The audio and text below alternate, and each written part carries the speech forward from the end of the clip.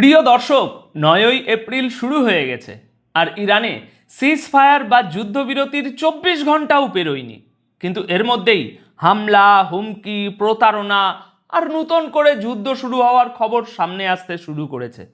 এই সমস্ত খবরগুলোই এখন আমি আপনাদের সামনে একে একে তুলে ধরতে যাচ্ছি, তাই শেষ পর্যন্ত ভিডিওটিতে আমার সাথে থাকুন। দেখুন, যুদ্ধবিরতির প্রথম রাতেই আবার যুদ্ধ শুরু হওয়ার ইঙ্গিত পাওয়া যাচ্ছে। ইরানের ইস্পাহান এবং কেরমান শহরে এয়ার ডিফেন্স সিস্টেম অ্যাক্টিভ হয়ে গেছে। এটি আজ 9ই এপ্রিল ভোর রাতে একদম টাটকা ব্রেকিং নিউজ।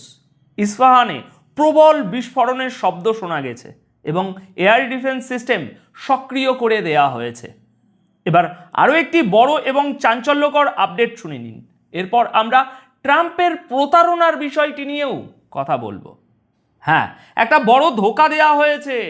আমেরিকা ও ইরানের মধ্যে যুদ্ধবিরতি ঘোষণার পর ইসরায়েলের প্রধানমন্ত্রী বেঞ্জামিন নেতানিয়াহু আবারও খোলস ছেড়ে আসল রূপে বেরিয়ে এসেছে। তিনি একটি ভিডিও বার্তায় বলেছেন যে ইসরায়েলের এখনও অনেক লক্ষ্য বাকি আছে যা পূরণ করা জরুরি, আর এর জন্য তারা যে কোনো সময় ইরানের বিরুদ্ধে পুনরায় যুদ্ধ শুরু করতে পারে। দর্শক, গতকাল 8ই এপ্রিল রাতে নেতানিয়াহু হুমকি দিয়েছেন যে তিনি এই লক্ষ্যগুলো হয় চুক্তির মাধ্যমে হাসিল করবেন আর না হয় আবার যুদ্ধ শুরু করে আদায় করবেন। বুঝতে পারছেন বিষয়টা?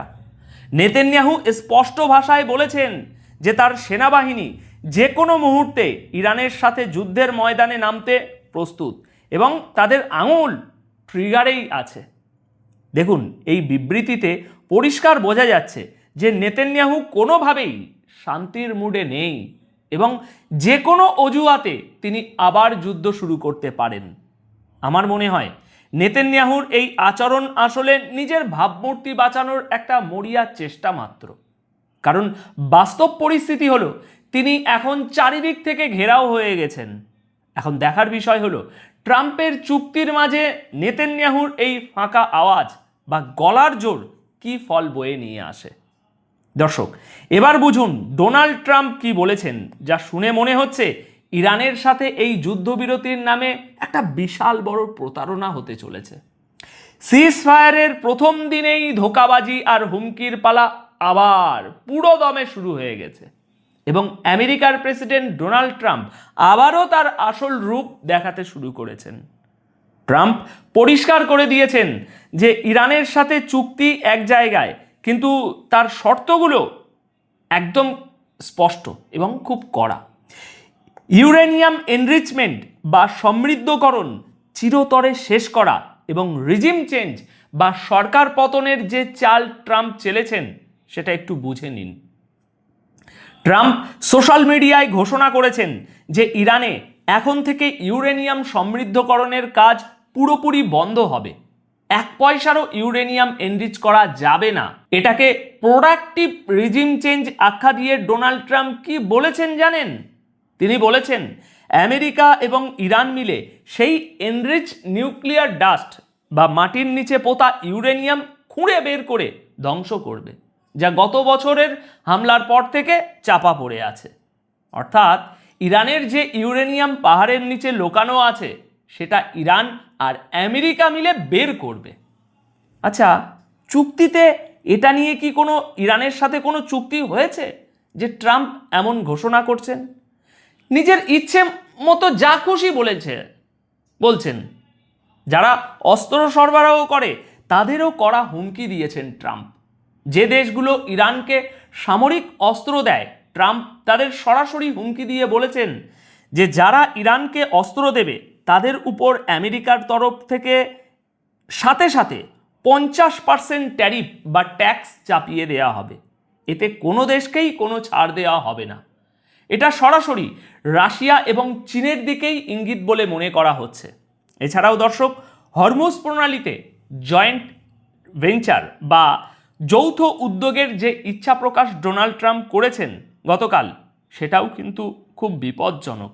ট্রাম্পকে যখন জিজ্ঞাসা করা হয় যে তিনি কি ইরানকে হরমুজ প্রণালী দিয়ে যাওয়া জাহাজগুলোর কাছ থেকে ফি বা শুল্ক আদায়ের অনুমতি দেবেন, তখন ট্রাম্প একটা নূতন তাস খেলেছেন। তিনি বলেছেন যে তিনি এটাকে একটি জয়েন্ট ভেঞ্চার হিসাবে দেখছেন, যাতে সবাই মিলে এই পথটিকে বাকিদের থেকে সুরক্ষিত রাখতে পারে। তাহলে ট্রাম্প কি ইরানের সাথে মিলে শুল্ক আদায়ের কথা বলছেন? তবে এই সব হুমকির মাঝে ইরানের জন্য স্বস্তির বিষয় হলো ট্রাম্পের তরফ থেকে নিষেধাজ্ঞার যে বিষয়টা সেটা একটু শিথিল করা বা ছাড় দেওয়ার কথাও বলা হয়েছে। ট্রাম্প বলেছেন যে তার সরকার আপাতত ইরানের সাথে নিষেধাজ্ঞা শিথিল করার বিষয়ে আলোচনা করছে, কিন্তু এই সব কিছু তখনই সম্ভব হবে যদি ইরান তাদের শর্তগুলো মেনে নেয়। অর্থাৎ ইরান রাজি হলে তবেই নিষেধাজ্ঞায় ছাড় মিলবে। দেখুন, এখানে আমার বিশ্লেষণ হলো ট্রাম্প একদিকে যুদ্ধবিরতির কথা বলছেন, অন্যদিকে সরকার পরিবর্তন এবং অস্ত্র সরবরাহের উপর 50% ট্যারিফের হুমকি দিয়ে ইরান এবং তার বন্ধুদের চারপাশ থেকে ঘেরাও করে ফেলেছেন। হরমুজ প্রণালীকে জয়েন্ট ভেঞ্চার বলাটা আসলে ওই গুরুত্বপূর্ণ সামুদ্রিক পথে আমেরিকার উপস্থিতি বজায় রাখার একটা সুপরিকল্পিত চাল, যা পুরো বিশ্বের জন্য অত্যন্ত গুরুত্বপূর্ণ। এখন প্রশ্ন হলো, ইরান কি এই রাস্তায় আমেরিকার সাথে পার্টনারশিপ করবে? ইরান কি আমেরিকার তত্ত্বাবধানে নিজের ইউরেনিয়াম ধ্বংস করে ফেলবে? আমার তো এটা সম্পূর্ণ অসম্ভব মনে হচ্ছে। কিন্তু চুক্তিতে দুটো দেশকেই একে অপরের কিছু না কিছু শর্ত তো মানতেই হবে, নইলে যুদ্ধ তো আবার শুরু হয়েই গেছে। এখন দেখার বিষয়, ইরান যে হরমুজ প্রণালীতে নিজেদের একচ্ছত্র আধিপত্য আর বিটকয়েনের ট্যাক্সের কথা বলছে, সেই ইরান ট্রাম্পের এই জয়েন্ট ভেঞ্চারের জালে ফাঁসবে, নাকি 11ই এপ্রিলের ইসলামাবাদ বৈঠকের আগেই এই দড়ি টানাটানি কোনো নতুন সংঘাতের জন্ম দেবে, সেটা আমরা দেখব। এবার সংক্ষেপে কিছু খবর বা হেডলাইন্স শুনে নিন। এগুলো শুনলেই আপনারা বুঝতে পারবেন যে এই যুদ্ধ থামা এত সহজ নয়। এই সিজফায়ার আসলে এতে কাজের কাজ কিছুই হচ্ছে না বা নেই, সব আগের জায়গাতেই আছে, শুধু সাময়িকভাবে থমকে আছে।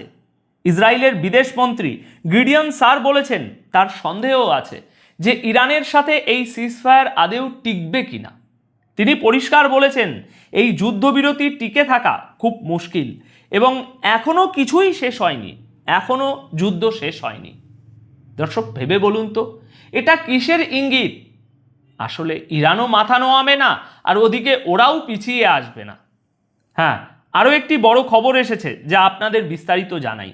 হোয়াইট হাউসের মুখপাত্র এবং ট্রাম্প প্রশাসনের প্রতিনিধি ক্যারোলিন ল্যাভিট একটি প্রেস ব্রিফিংয়ে কি বলেছে জানেন?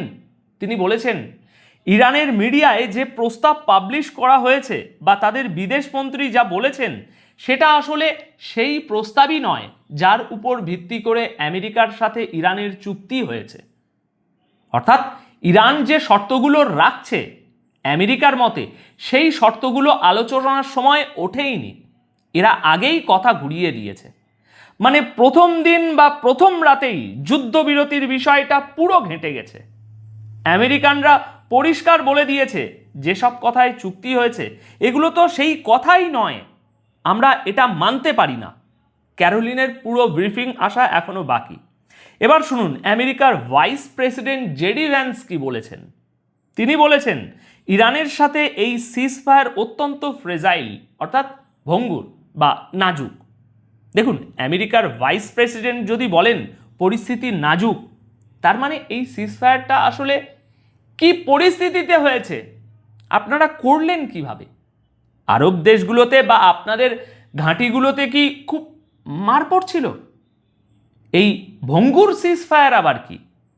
জেডি ভ্যান্স আরও বলেছেন যে ট্রাম্প অধৈর্য হয়ে পড়েছেন।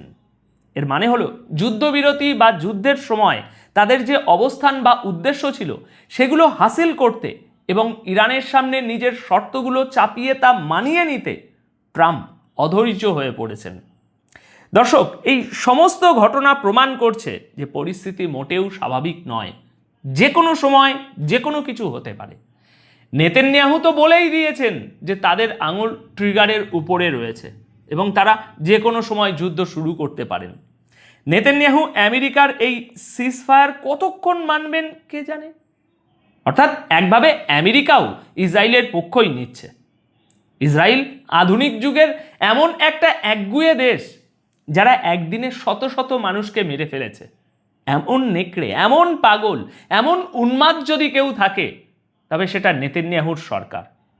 এত সময় আমার সাথে থাকার জন্য আপনাদের সকলকে অনেক অনেক ধন্যবাদ।